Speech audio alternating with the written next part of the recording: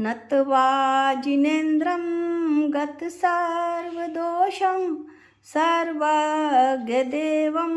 हितदर्शकं च श्रीजैनसिद्धान्तप्रवेशिकेयं विरचते स्वल्पधिया हितायम्। पंडित गोपाल दास जी बरैया द्वारा रचित श्री जैन सिद्धांत प्रवेशिका का हम सभी अध्ययन कर रहे हैं। इसमें हम प्रकृति बंध, उसके 8 मूल भेद और 148 उत्तर भेदों की हमने चर्चा कर ली थी। अब उन्हीं के ऊपर एक क्विक रिवीजन करते हुए उसी से संबंधित कुछ क्वेश्चंस को देखते हैं। इसमें एक चार्ट दिखाया जा रहा है प्रकृति बंध का। 8 मूल कर्म हैं। 8 मूल कर्मों में से घातिया कर्म 4 हैं और आघातिया कर्म 4 हैं। घातिया कर्म आत्मा के अनुजीवी गुणों को घातते हैं और आघातिया कर्म प्रतिजीवी गुणों को घातते हैं। अनुजीवी और प्रतिजीवी गुणों की परिभाषा आगे आएगी। अब इसमें नाम है, भेद है, स्वरूप प्रकृति है, दृष्टांत है और इसके अभाव में कौन सा गुण प्रकट होता है, ये इस चार्ट में बताया गया है।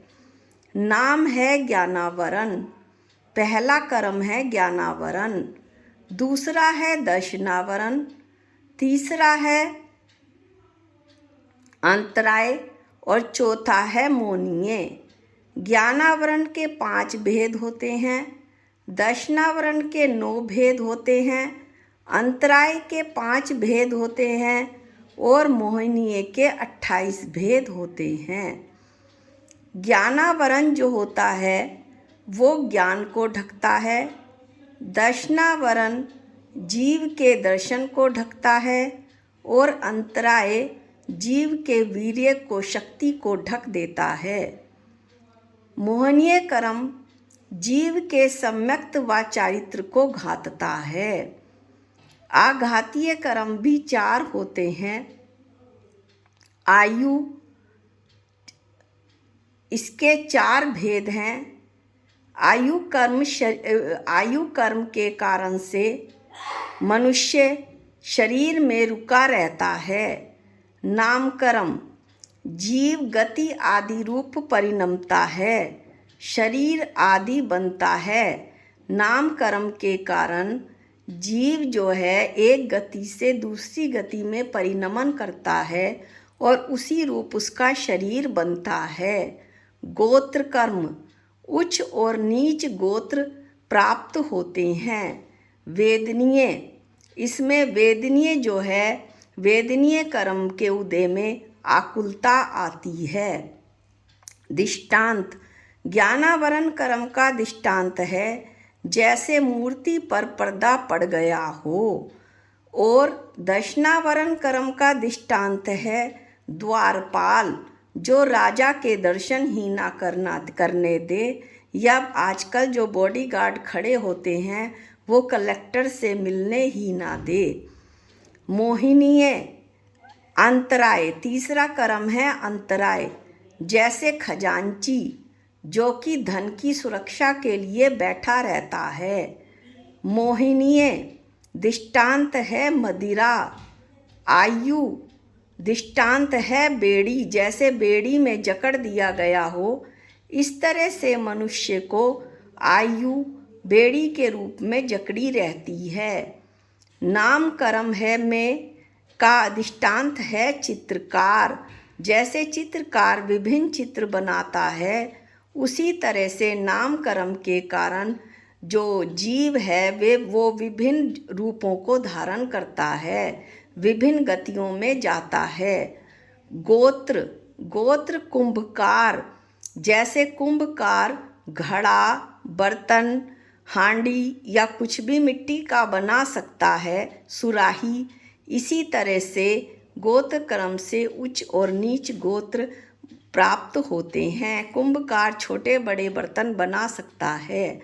वेदनीय कर्म का दृष्टांत है शहद से लपेटी हुई तलवार की धार, यानी कि इसमें आकुलता लगी रहती है।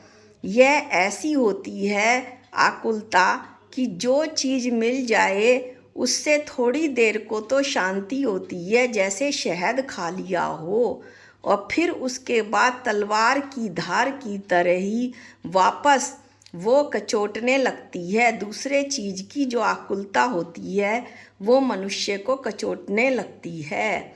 इसके अभाव में कौन कौन से गुण प्रकट होते हैं? ज्ञानावरण के अभाव में अनंत ज्ञान, दर्शनावरण के अभाव में अनंत दर्शन, अंतराय कर्म के अभाव में अनंत वीर्य, मोहनीय कर्म के अभाव में अनंत सुख, आयु कर्म के अभाव में अवगाहनत्व, नाम कर्म के अभाव में सूक्ष्मत्व, गोत्र कर्म के अभाव में आगुरु लघुत्व, वेदनीय कर्म के अभाव में अव्याबाधत्व। इन चारों गुणों के विस्तार से वर्णन आप इष्टोपदेश और जैन सिद्धांत प्रवेशिका में पढ़ चुके हैं। अनंत चतुष्टय, अनंत ज्ञान, अनंत दर्शन, अनंत वीर्य, अनंत सुख, ये अनंत भगवान को प्रकट होते हैं और सिद्ध भगवान को आठों ही गुण प्रकट हो जाते हैं। अब हम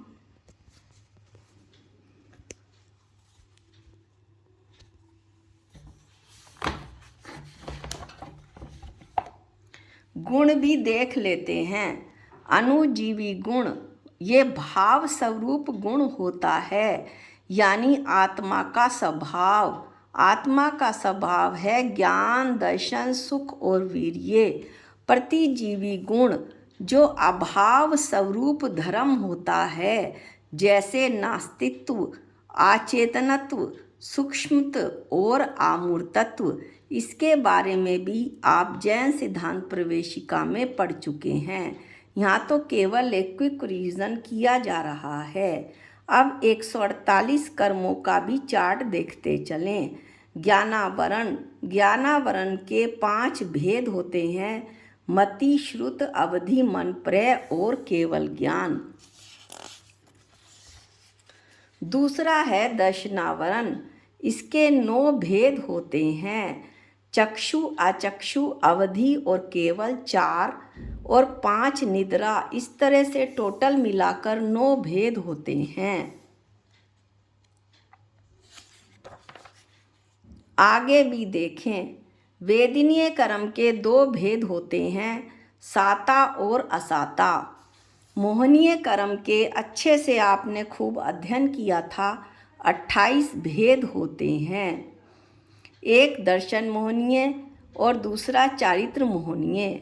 दर्शन मोहनीय के 3 भेद होते हैं और चारित्र मोहनीय के 2 भेदों में से 9 कषाय के 9 भेद होते हैं और जो कषाय वेदनीय उसके 16 भेद होते हैं। इन सब का टोटल करें 16, 9, 25 और 25 में 3 जोड़ें तो 28।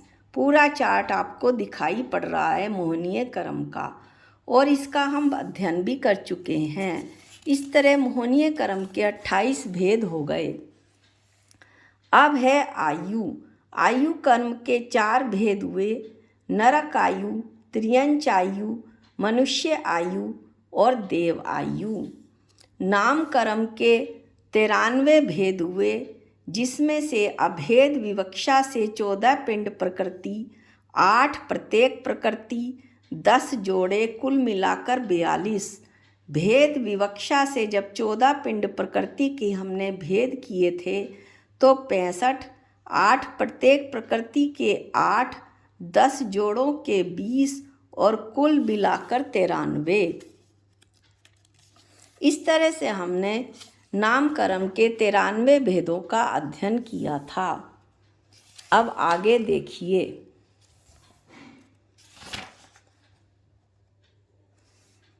गोत्र कर्म। गोत्र कर्म के 2 भेद होते हैं: उच्च गोत्र और नीच गोत्र। अंतराय कर्म के 5 भेद होते हैं: दान अंतराय, लाभ अंतराय, भोग अंतराय, उपभोग अंतराय और वीर्य अंतराय।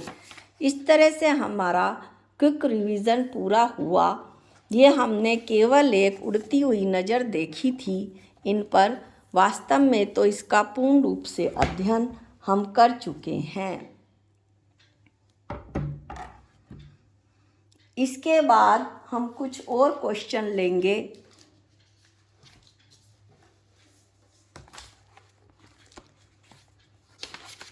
जो कि इसी अध्याय से संबंधित है, कर्म अध्याय से ही संबंधित है। पुण्य कर्म किसको कहते हैं? जो जीव को इष्ट वस्तु की प्राप्ति करा दे उसे पुण्य कर्म कहते हैं। पाप कर्म किसे कहते हैं? जो जीव को अनिष्ट वस्तु की प्राप्ति करा दे उसे पाप कर्म कहते हैं। घातिया कर्म अभी हमने पढ़ा, जो जीव के ज्ञान आदि, ज्ञान, दर्शन, सुख, वीर्य, अनुजीवी गुणों को घाते उसे घातिया कर्म कहते हैं। आघातीय कर्म किसे कहते हैं? जो जीव के ज्ञान, दर्शन, सुख, वीर्य, अनुजीवी गुणों को ना घाते उसे आघातीय कर्म कहते हैं। और इसकी दूसरी परिभाषा भी हमने अभी पढ़ ली थी। सर्वघाती कर्म किसे कहते हैं? जो जीव के अनुजीवी गुणों को पूरे रूप से, पूरे तौर से घात दे। और देशघाती कर्म किसे कहते हैं? जो जीव के अनुजीवी गुणों को एक देश घाते उसे देशघाती कर्म कहते हैं। जीव विपाकी कर्म किसे कहते हैं? इनका नाम हमने 93 प्रकृतियों में पढ़ा था। जीव विपाकी, पुद्गल विपाकी, भव विपाकी और क्षेत्र विपाकी। जीव विपाकी कर्म किसे कहते हैं? जिसका फल जीव में आता है। पुद्गल विपाकी कर्म किसको कहते हैं? जिसका फल पुद्गल में आता है। भव विपाकी कर्म किसको कहते हैं? जिसके फल से जीव संसार में रुका रहता है। क्षेत्र विपाकी किसे कहते हैं? जिसके फल से विग्रह गति में जीव का आकार जैसा उसका मरने से पहले था वैसा ही बना रहता है, उसे क्षेत्र विपाकी कर्म कहते हैं। जीव विपाकी, पुद्गल विपाकी, भव विपाकी और क्षेत्र विपाकी, इन चारों को हमने 148 में पिछले वीडियो में बांट दिया था।